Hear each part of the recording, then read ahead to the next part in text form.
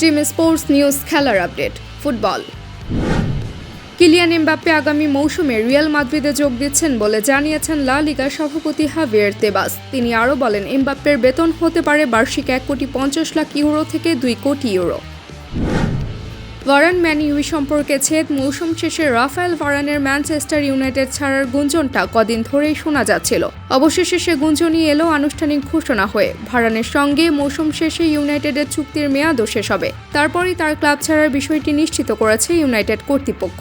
বিবৃতিতে ভারানের বিদায় ঘোষণার সঙ্গে তাকে ধন্যবাদও জানিয়েছে ক্লাবটি। বিপরীতে ইউনাইটেডের দারুণ ভবিষ্যৎ দেখার কথা বলেছেন ভারানো।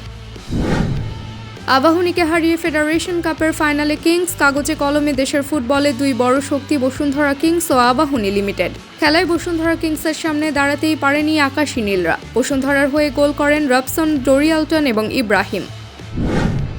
আগামী 14 জুন ফাইনালে মোহামেডানের মুখোমুখি হবে কিংস।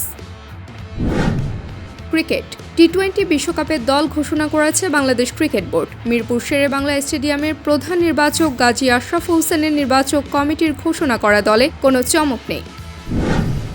চোট শঙ্কায় থাকা তাসকিন আহমেদ আছেন দলে। তিনি বিশ্বকাপে বাংলাদেশ দলের সহ অধিনায়ক যথারীতি নাজমুল হোসেন।